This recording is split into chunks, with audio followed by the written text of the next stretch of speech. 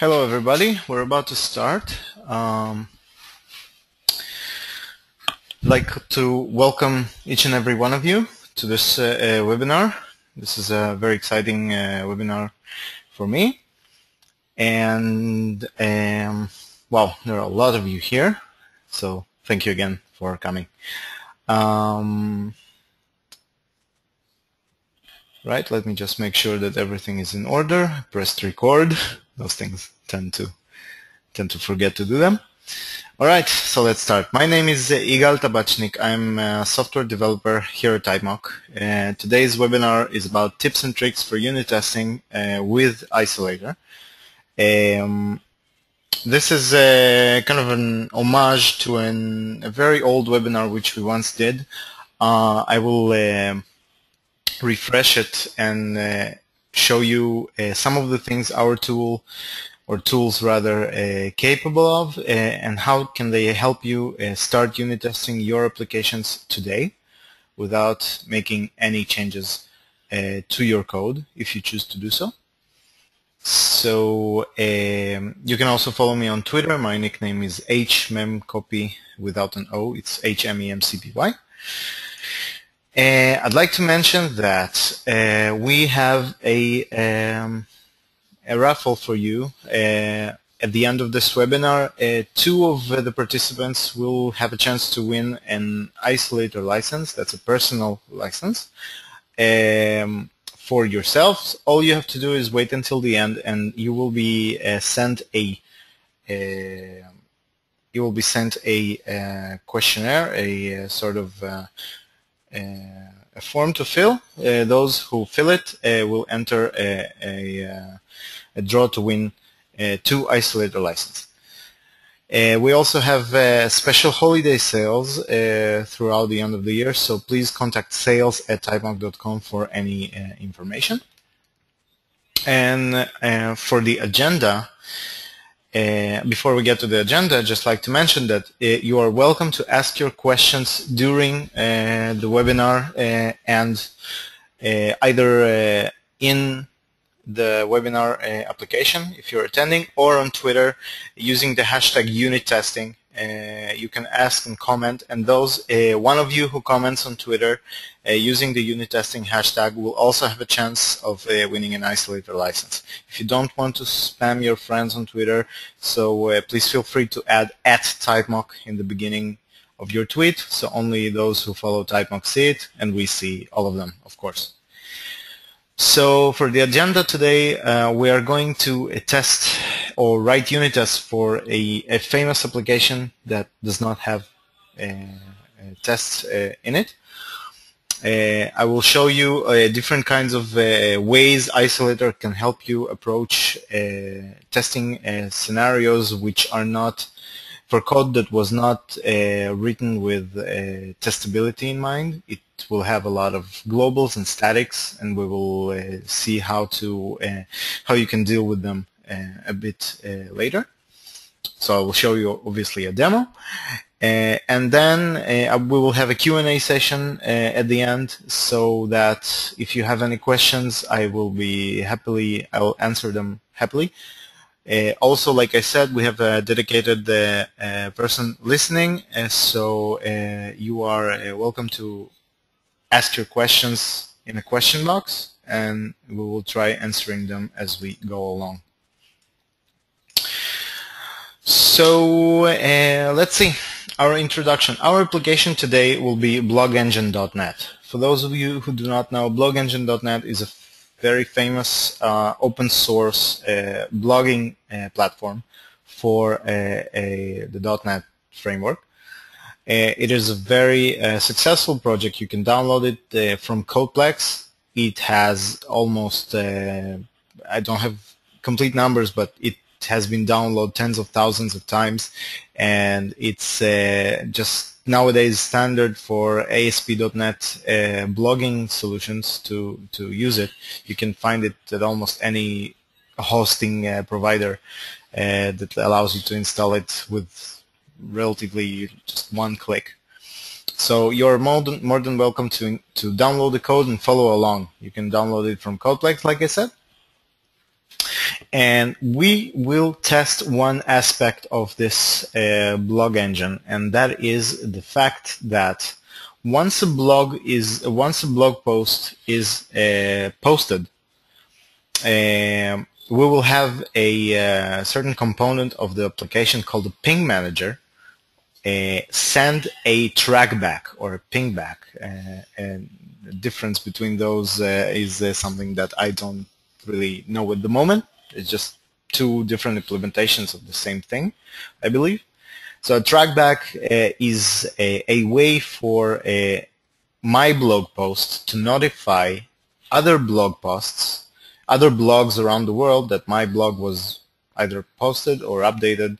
And the way to do this is to send out a ping to not confuse this with a TCP ping. This is send a message to a bunch of URLs that that my blog post is now exists online. So we will see that we have this one ping manager class that is responsible for sending this trackback, and we will see different problems in trying to test it, and ways we can use Isolator to write a unit test for it. So before I begin with the demo, a few words on approaching this kind of code. Now, in my previous webinars, if you attended them, I talked about legacy code, and I gave an example from a very good book called Working Effectively with Legacy Code by Feathers, who defines legacy code as any code that does not have tests. Now, this is a very broad definition and very bold one, but in the end, it makes sense that code without tests is code which you probably don't really know, don't really understand at all. So you cannot, with 100% certainty, explain what it does. Unit tests, among other things, help you understand your code from within, because in order to write unit tests, you have to explore your code and understand it, and sometimes even change it or refactor it for it to become more understandable. And sometimes you cannot even do that. Sometimes your management or whatnot, or from an architectural point of view, you are not allowed, so to speak, to change or to touch production code. And one major strength of Isolator is that allows you to work with this limitation, and I will show you how. So the approach I'm going to take when testing this quote-unquote legacy code base is something that's called wishful invocation. This is a term that Roy Osherov, who wrote the book on unit testing, coined. And this term means that I will do some exploratory testing. I will try to just fire and run a bunch of different things to see what happens, and I will wish for it to just work, and I will force my way into making it work. And so in that, I will understand my code base, and it will later become much more easier for me to maintain and test. So without further ado, I'm going to switch to my Visual Studio right now. So I have opened already the solution for blogengine.net.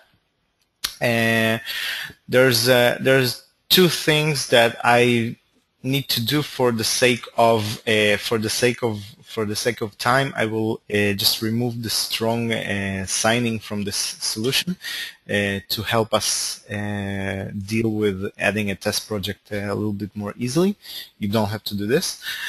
Also, I will remove the website itself, because I'm not testing the website itself. I am testing the business logic, which is separated into another assembly called blogengine.core. You get this out of the box, and I will simply remove the website to speed up compilation and whatnot. Just make sure everything compiles. All right. So the way that the project is structured, this assembly has lots of things that it does. It contains all the business entities. This is called blog and blog post and role and whatnot. What we are going to be looking at is something that is located under the folder ping, and the class is called manager. So I'm going to double click this class, and what I see, first thing that I see is it's a highly documented, although it looks like the documentation was pretty much automatically generated at some places, but this is not a code review. But what I see is I see a static class called manager. Now, without really referencing the namespaces, it's not really a good name for a class because it doesn't really tells me what is the manager for. So I cannot simply from the name deduct that this manager belongs to a ping manager service or maybe some other manager. So I would name this class ping manager, but again, this is not a code review. This is something just to remember. So from looking at the top bar where the files are located, I just need to remember that the manager belongs to a ping manager. And I usually use ReSharper to help me navigate and view the classes, the code, the files that are open. I decided to turn everything off and reset my fonts and preferences to the default, so you get an out-of-box experience. So if you're really new or unfamiliar with the unit testing or our tools, you won't get any unnecessary surprises. So this manager class has a few methods. A few private methods. Actually, they are in the region called public methods. This is actually the method which we are going to test. It is called send. So it's a public static void method called send, which takes in a iPublishable, whatever it is, and a URI, and does, well, not really a lot of things from the looks of it. It's a relatively short method. But before even concerning ourselves with the details of this method, I wanted to show you that since both the class and the method are static, this means that every single thing inside this method will probably be static as well. That means that there are no instances of anything, and probably there is no dependency injection, and just from the looks of it, it has a singleton instance of blog settings. We will deal with this soon. It also has calls to other static classes, and this is not really a problem. This is arguably not a very good design, but again, this isn't a code review. Assuming that this is the code we have to work with, we need to do everything that we can to write unit tests for it. So let's start. So what do we want to test? Basically, let's try to figure out what this thing does. So like I said, a pingback is something that's happening when a blog post is being published. So let's try to find who calls this send method. So click find references, and of course this doesn't work because I probably removed the web page, the website itself. Never mind. Let's assume that somebody calls this send method from within the page, and this happens when a blog post is being published. So now let's try to figure out what's going on here. So it looks like we take get URLs from content, and we look at the item's content. For each of those URLs that we find inside the content, if some global setting allows us to send trackbacks, then we instantiate some sort of remote file with the URL, try to get file as a string into a page content variable. Then we are trying to parse this content and see whether we can get trackback's URL from the page. If we can find a URL for a trackback, then we create an instance of this trackback message and then send it using the trackback service, trackback.send. And there's if it was not sent and I have a pingback enabled, then try to send a pingback. Well, let's just do one thing at a time first. So I've just explained the flow that is required in order to send a trackback to a certain URL. So in order for me to test this, I will probably have to do a few things. So from the looks of this, I will need a valid content in order to extract URLs from. This will be probably HTML content of the page. I will also need to have my instance of the blog settings, which is a singleton. I need to have the enable trackback feature enabled. Also, I will probably need to get online, really just download a page from the HTTP URL and read this page, again using some mechanism, and then I will have to send the trackback, and send, I assume it does another HTTP request. So this is already bad for our unit test, because this violates several principles, one of which says that a unit test shouldn't really communicate with an outside world. It shouldn't read any files, or it shouldn't touch a real file system or communicate with an external service. For every one of those, we will need to either isolate or mock it or fake it. Depends on the term which you prefer to use. We prefer to use the term fake for everything, because mock and stub have different meanings, but most of the time people don't care about those meanings. So we try to keep it simple by calling everything a fake. So let's just start with the simple unit test. My simple unit test at the beginning will simply check whether trackback.send was called. So assuming I have a valid content and which has valid URIs, and I was able to download the web page from those URIs, and this web page was parsable, so I can find the trackback URL, then it should send the trackback message. This is a very lot of ifs. This is a very lot of assumptions, and let's see what I can do with it. So to start, I will simply create a new project. It will be an MS test project, but you can create just about anything you want and use any framework which you prefer, whether it's NUnit, XUnit, or any other combination of testing frameworks. I will, for simplicity's sake, use MS test.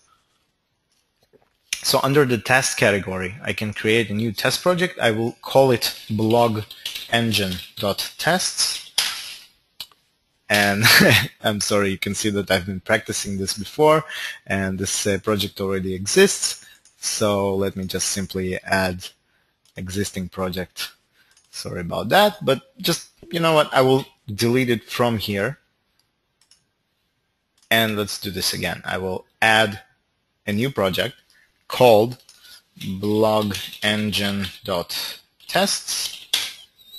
And now I have a new MS Test project, which they were kind enough to create this default unit tests 1 CS file. I don't need it at the moment, so I'm going to simply delete it. And there are a few things I need to do to make this an Isolator project, to prepare this to use the Typemock Isolator framework. First of all, I need to add reference to the blog engine core assembly, because this is the assembly which we are testing. So I did that. Now I need to add another reference, and this is to our two Typemock DLLs. They are located, well, this will take a few seconds to populate, but if you go to the .NET tab, you can press T for Typemock, and then you need to find two DLLs. One of them is called Typemock Isolator C# API. The other one is called Typemock Isolator Core DLL. They are called typemock.dll and typemock.arrangeActAssert.dll. If you're not, if you're looking to add those manually from browse, you can just go to whatever your isolator was installed. This is the default directory. So once you click OK and those two DLLs are added, your test project is ready for work. and we can start by adding tests. So the first thing I'm going to do is I'm going to add a simple class. There are a lot of options here, but I'm going to, a unit test is a simple class at the end, so I'm going to do it manually. I'm going to add a class, and I'm going to call this class. Well, typically I name my tests, I name it test classes after the type which I'm testing. So if my type under test is called manager, I would write manager tests. For clarity's sake, I would prefer that my test class would be called ping manager class, ping manager tests, I'm sorry, because again, I find the name manager to be too generic, and I want to be able to remember what those tests do just by looking at the names. I don't really want to read the unit test completely in order to figure out who does the unit test belong to. So now that I have an empty class, I will create, I will just need to declare it as a test class. So I have two snippets to do it for me. But typically, what you do is you declare a public class and you name it whatever you name the file. So it will be ping manager tests, right? And you need to decorate it with an attribute called a test class. Now by default you don't have a reference to it, so you can use control period shortcut in Visual Studio, and it will add your usings automatically if it can reference them. I need to do the same thing with the test methods, so I have test M here. You can define those that do not exist in Visual Studio by default. I added them, but you can do it manually. Just declare public void test method and decorate it with the test method attribute. Now, the most important thing when you start a unit test is the test name. This is very important to name your test in the way that you can remember and realize what the test is doing without reading the test content itself. And the naming is very important. The way that I prefer to name things is it's called the three-part name. And the three-part name is just the parts separated with an underscore, and the three parts consists of the following. We have the first part is called under test. Under test is actually the very thing that we are testing. So if we are currently in the ping manager test class, so what our under test method will be is simply send, because this is the very thing that we are testing. So my under test part will be simply the name of the method that we are testing. So we are testing send. The second part of the name is the scenario which we are currently testing. So a scenario is really a condition that describes what's going on in the test. So my scenario, just from reading what's going on, my scenario states that a ping back is sent if certain conditions happen, but mainly if my content has a trackback URL in it. If my content has a trackback URL in it, then it will probably be sent. I want it to be sent. So this is actually my scenario. My scenario will simply call it content has a trackback URL. So this is the scenario I'm testing, that my content has a trackback URL. And the third part of the name is the expected result. This is something that I'm actually expecting to get at the end of this test, and right now I am actually testing the condition that the trackback was in fact sent. So I don't care how, I don't know how I will do this at the moment, but this is what I want to do. I want to make sure that my trackback was sent. So this is the three-part name. This is the three-part name that I highly recommend using. This way you know what is being tested, under which scenarios, and what is the expected result. So just one more thing that we need to do is we need to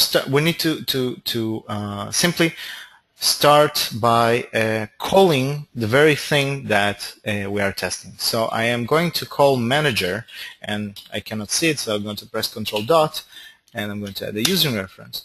So let's see, if I call manager.send, okay, I can see that it takes in an iPubllishable item and the URI. So in order to just 1 second, I should have seen well, right.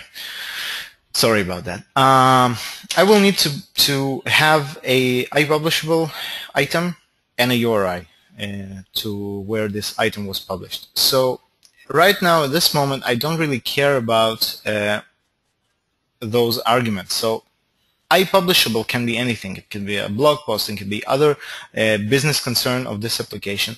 So instead of just creating a real instance of this blog or whatnot, I can simply just, because this is an interface and this is a good thing, I can simply declare a fake of this item, because I don't care about the actual blog post, I care about an argument to pass to the send method.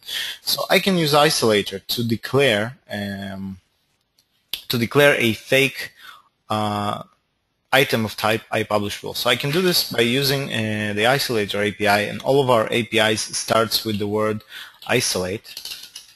Oh, I forgot. Yeah, I needed to add the 2 using references. So typically this is done automatically for you, but let me just check. No, never mind. So I need to create a fake item which is iPubllishable. So I can do this with Isolator by typing isolate.fake. If you're not familiar with the Isolator's API, I would highly recommend either watching my previous webinars or looking at the documentation. I will briefly mention that all of our APIs starts with the word isolate, and we call it the single point of entry, so that you don't have to hunt for your different APIs in other places. So our APIs allow you to, we have the fake that allows you to fake stuff. We have the invoke that allows you to invoke stuff like events and non-public methods. We have the whole API for non-public, that means stuff that are private. Sometimes there is no choice but testing a private implementation, and the non-public API allows you to do that. We have the swap API, which I'll talk about later, allows you to swap entire implementations and behaviors of current or future objects, which means current and future instances of objects. And we have a verify, which is the API that allows you to make sure that things that you expected them to happen or behave in a certain way were in fact so. We also have when called, which is very important API. It allows you to specify behaviors on methods or objects or a bunch of things. And I will show you how to use many of those API shortly, and I will try to really make this faster. So the first thing we need to do is to create a fake instance of iPubllishable. So I need to add a reference to it. Okay, and this gives me back an iPubllishable. This is not a wrapper of some sort. This is a real object that is iPubllishable, and I name things that are faked with Isolator with the prefix fake. So I will name this fake post. All right, and I can send. I can use manager.send with this fake post right now. I don't really care about the item URL right now, so I can either create a fake one, I can create a new URI with a dummy address, I can pass in a null, I can do many of the things just to make it compile at first. So for now, let's try to pass a null here, and I will use .NET 4's named parameters feature, so it will be easier to read. So I will say item URL, semicolon, null. This way I will know that the second parameter is item URL. The third thing that I need to do is, in fact, I need to verify somehow that, if you remember, I want to be able to test that due to some conditions that happen here, trackback.send was called, was in fact executed. In order to do this, I can use the Isolator API that is called the verify API to just simply make sure that this call was made. So I can do this by typing isolate.verify, and we have a lot of overloads here, like was called with any arguments, was called with arguments, and then you can specify custom matchers for the arguments, was called with exact arguments, or was not called. So we're going to use the first one, was called with any arguments. By default, Isolator ignores or doesn't care about method arguments. So this thing takes in a lambda. So we will use the lambda syntax to type trackback.send, and because we don't care about the argument, just simply give it to null. All right, and let's verify that. Yeah, trackback.send is in fact the one that I want to test. So if I run this right now, we'll get an exception from Isolator because I am trying to verify against a method Isolator does not know. Isolator doesn't keep track of things that you didn't explicitly told it to look for. So before I start running this test, I want you to look and see that this 3 lines consist of 3 parts of a unit test, which is arrange, act, and assert. I am arranging all the things that is needed for the invocation for the act part at one place. I act upon those in the second line. I just call the manager.send, which is the action that I'm testing, and I'm asserting, or rather verifying, a certain behavior happened. So this is arrange, act, and assert specified with those 3 lines of code. But this isn't enough. If I run this test right now with Control-RT, I told you that I will get an exception from Isolator right now. It will be a helpful exception. Just a second. And if I look at the test result details, it will tell me that I cannot use verify on a static method without first setting static method behavior. So Isolator, like I said, it doesn't keep track of all the things that happen, only those things that you explicitly told it to. So in order to make it know about trackback, in fact, look at it, I can do several things, but one of those things I can do is I can tell it that, look, I don't really care and I don't really actually want you to do any of the logic inside the send method. I want you just to call the send method, but in fact don't do anything with it. All right. So one of the ways I can do this is by just telling Isolator to specifically alter the behavior of the send method. But I can do this even easier, since the send method is a static method. I can simply use Isolator's API to just fake all the static methods. It will completely ignore their behaviors and return fake values if it has to, if the method is not void. So this is simply what I'm going to do right now. I'm going to type isolate.fake.static methods, and since trackback is a static class, I will have to use Typemock. So just fake static methods of type trackback. If I run this test again right now, it will fail again, but this time it will tell me, it will give me another type of exception. It will give me a verify exception, and it will say that the method blogengine.core.ping.trackback.send was expected but was not called. Oh, this is good. We have a failing test. This means that we told the test what we want to look for, to test for, but we didn't recreate the conditions under which this happens. So right now our test is simply not sending, not getting to this point. So let's see what do we need to do to make this test get to this point. Well, the first thing that it looks for is it tries to get URLs out of the item's content. Now there are several approaches we can take here. We can either fake the get URLs from content method to return a list of, because let's just go into this implementation and see what it is.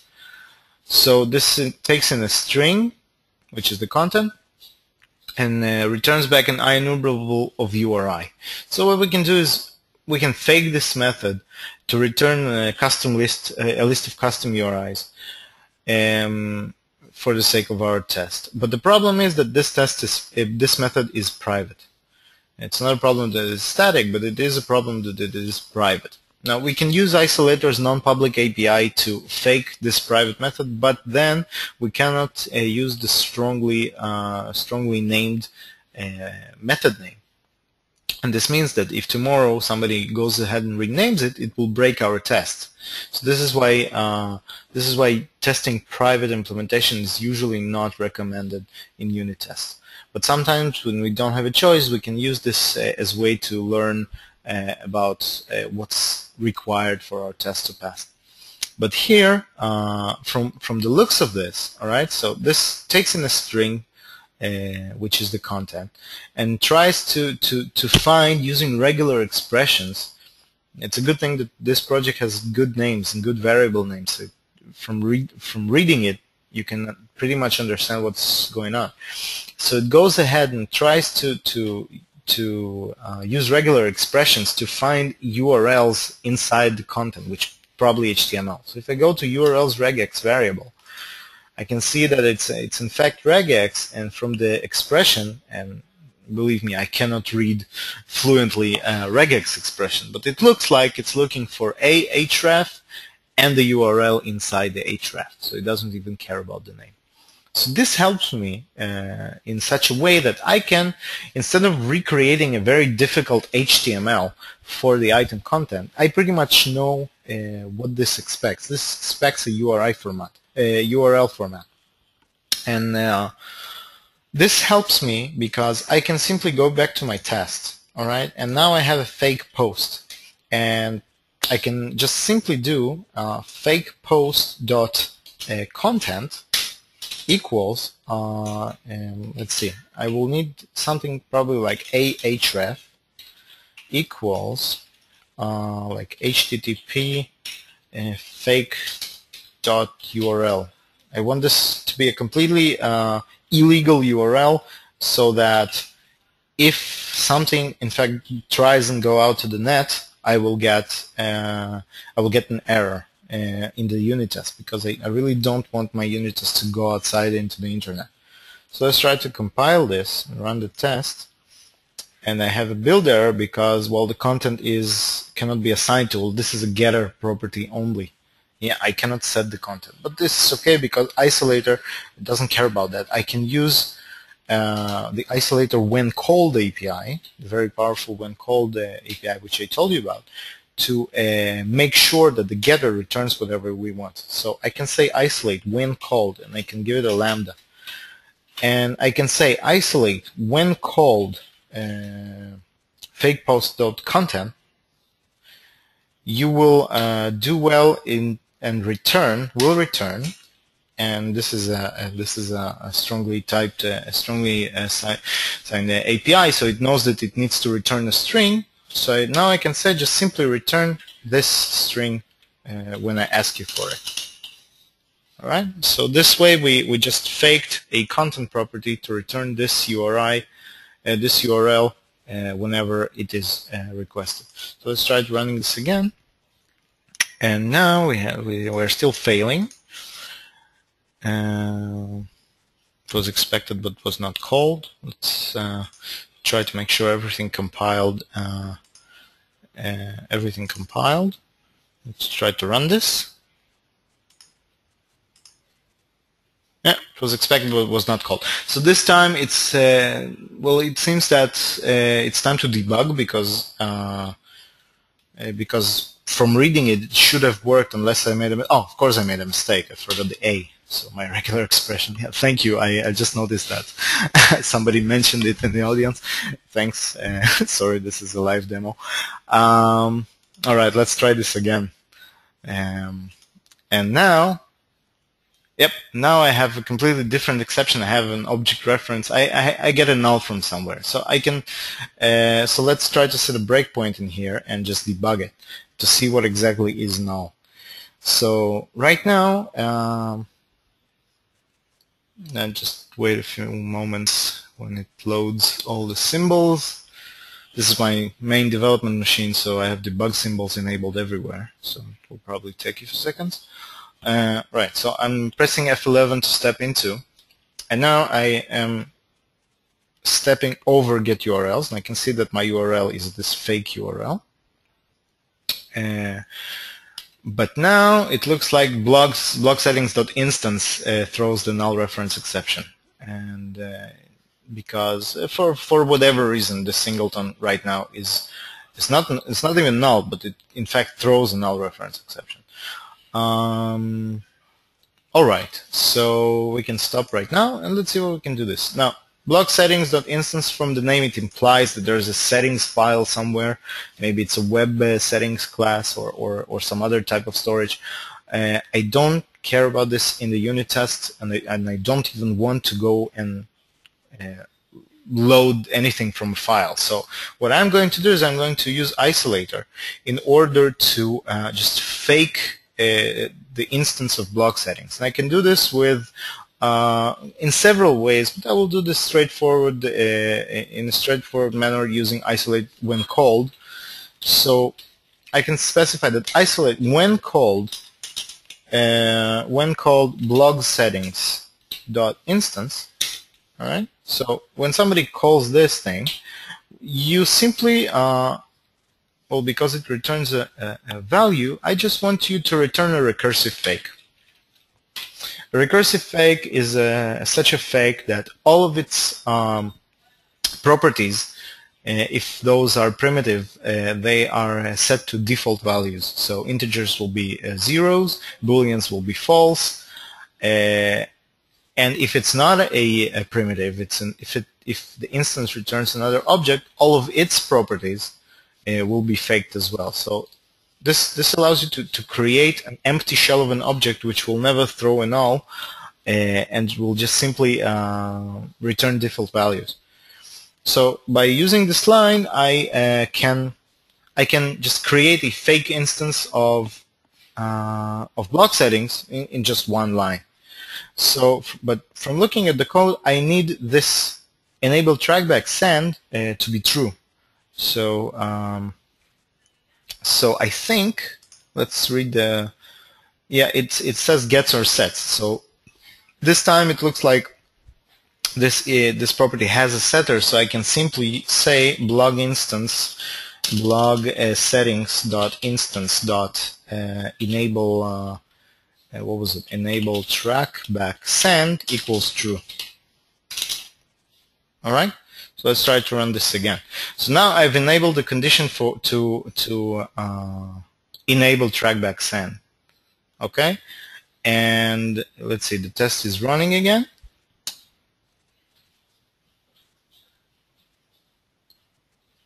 And just a moment. It takes a few minutes, but let's see. It failed, but let's see what's happening. Oh, of course, I get a web exception that says the remote name could not be resolved fake.url. This is exactly the very thing I was worried about, that some part of my test might still go to the network, and this is indeed seems to be happening here. So I failed with resolving a fake address, and this is a good thing.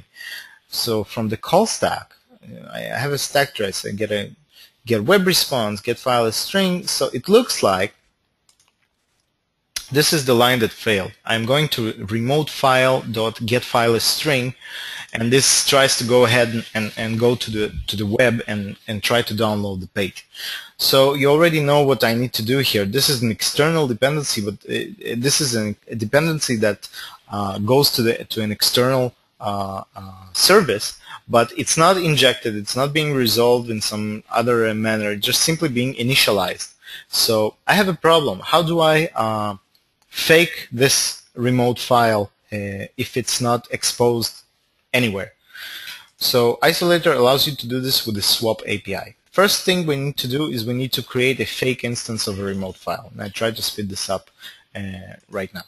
So first of all, I'm going to use Isolator to create an isolate fake instance of remote file. All right. And the problem is that remote file, I do not see it in my test. The problem is that it is an internal class. So to make it visible to my test project right now without changing anything else, I need to make my blogengines.core be visible to my unit test project. I can do this by adding inside the assemblyinfo.cs of blog engine core, adding a line called internals visible to. So I'll simply type assembly semicolon internals visible to, and I need to add the reference to the to something, and I need to add the name of our test assembly, which is blogengine.tests, like this. And now I am probably, yes, now remote file is visible within my unit test, so I can create a fake of it. So let's name it fake remote file. All right. And now that it is a fake remote file, all of its properties are automatically faked because it's a recursive fake by default. So by calling, what was it, read file, let me see, by calling get file as string will do nothing, which is a good thing. But the problem is, how do we replace this fake with our with our instance that is created within the method?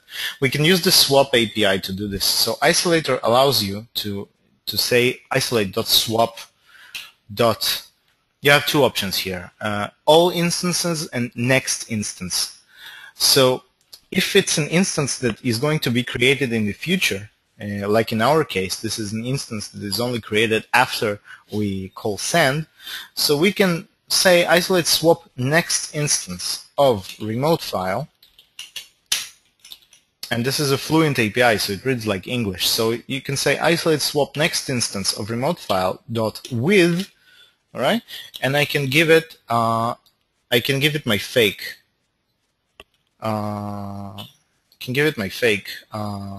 Fake remote file. This will just a second. Oops. Remote file. So. Of course, I forgot an equals. Right, this is this is better. All right, let's try run this again and let's see what happens. So I run this test. It fell much faster. That means it's probably not going to the web anymore. But I still get that the trackback.send was expected but was not called. Let's try to debug it again really fast and see what's going on. Just a second.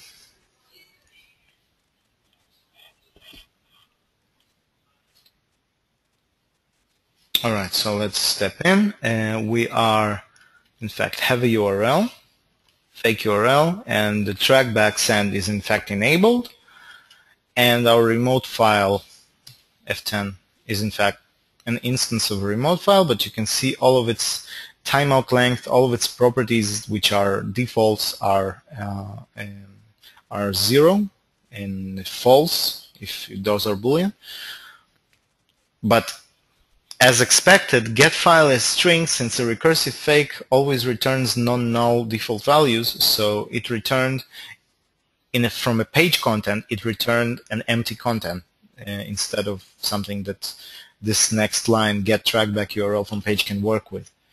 So we can also fix this. So let's go to get trackback URL from page. And again, this is a private method which we can either fake with the non-public API to make it return whatever we want, or I can leverage the fact that it's not really doing anything complex. It's just matching a regular expression. So I can go and go to this trackback link regex and see that in fact the trackback format is something that starts with trackback semicolon ping equals, and whatever's in the equals is probably the URL. So what I can do is can go back to my test, and I can say almost the same thing as I did with the post content. I can say isolate isolate when called fake remote file dot get file as string will return, and you will simply return something that is parsable with that regex. So it will be simply track back. Well, let's track back ping equals. Let's see, track back ping equals quotes HTTP. Let's call it like fake trackback.url. Again, I'm using something that is completely does not exist because I don't really want any real URLs in my tests. Need another quote in here like this. And now I think if I run the test, I believe all the conditions are now met for this test to pass. Let's in fact make sure that it was. And I have a green passing test, which is exactly what I wanted in the first place. Now, I did all this in under half an hour with all my talking after explaining the theoretical and the introductory side of things. This is really a long time to write just this simple test. In practice, it takes a lot less time to do this, but it in fact is, I actually have a question here that would I really go through these lengths in practice if I had to just test this simple method. As I told in the beginning, I am working under an assumption that I'm barred from changing any of the code. Let's say this is a production code and you have a maybe typical scenario of architects in your organization which do not allow to change the code for the sake of testability. And let's be frank, nobody is going to set aside 2 months just to write tests for legacy code or for existing code, because nobody does that. It's not economically viable to do this. So most of the time, testing existing code bases is something that just happens.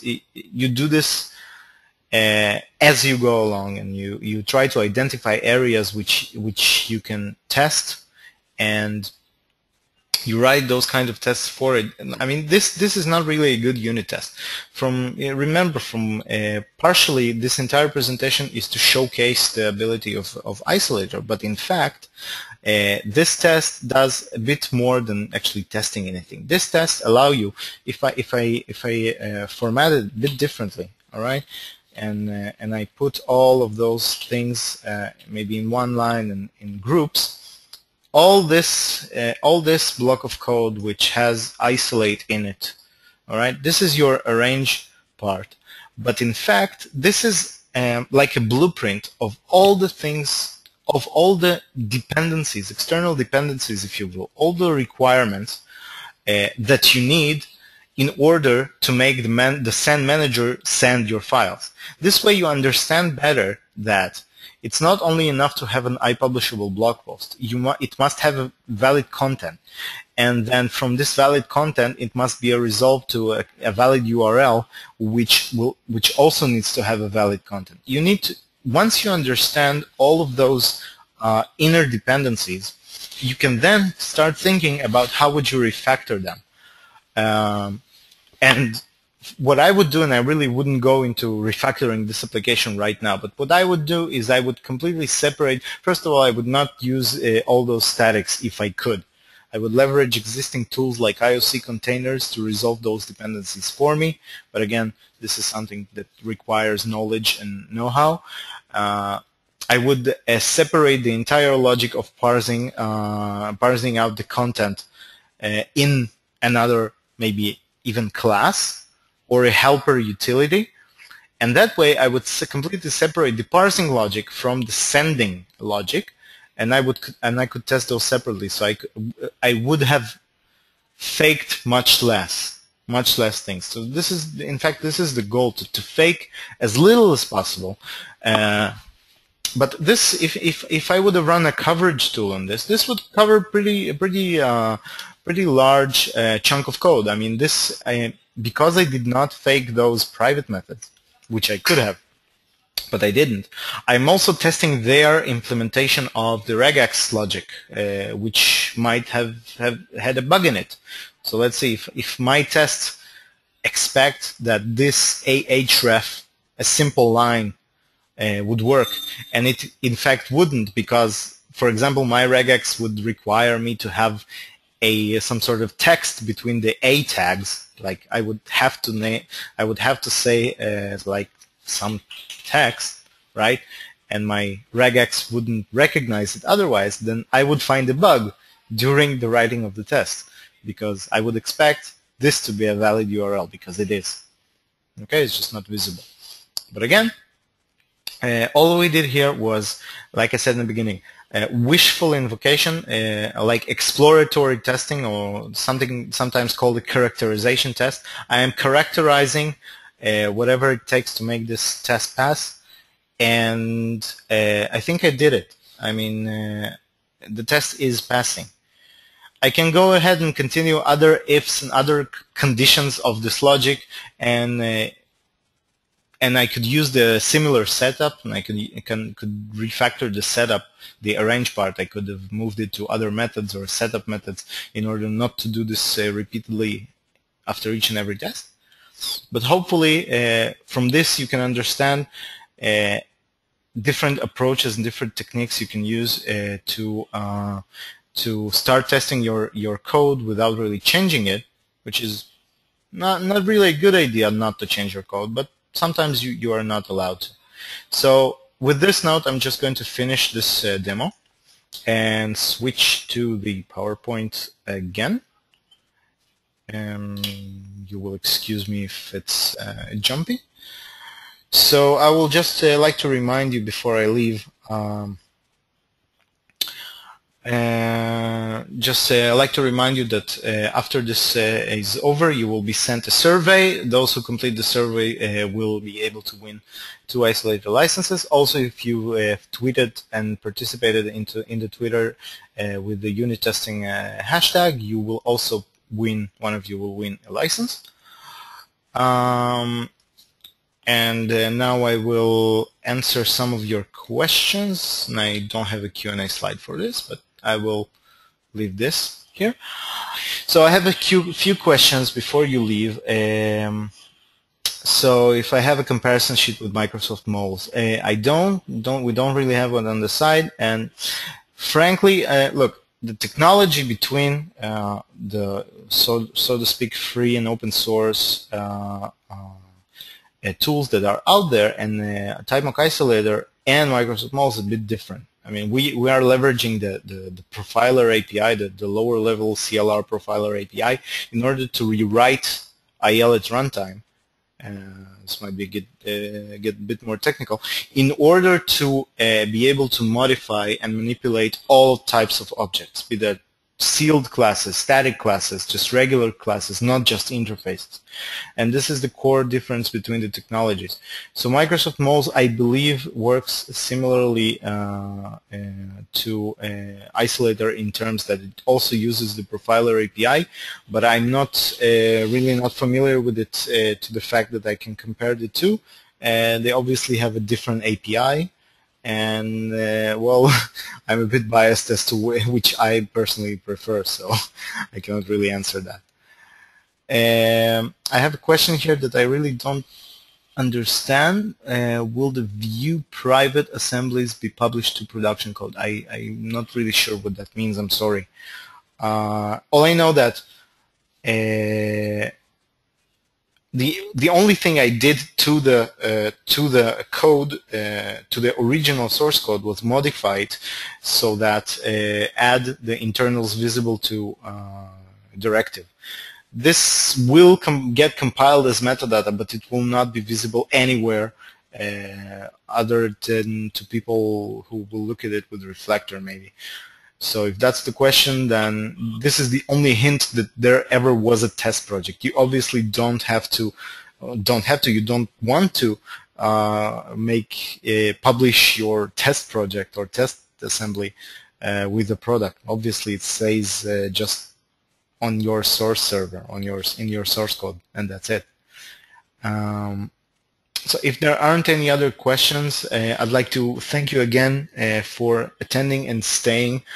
And if you have any questions, please don't hesitate to email us at support@typemock.com. If you have questions on specials that we have during this holiday season, please contact sales@typemock.com. My email is, my Twitter is, let me go back to the first slide if you want, is HMEMCPY. This is a very antique nickname, and if you know what it means, then bonus points to you. Thank you all very much, and I'll see you. Goodbye.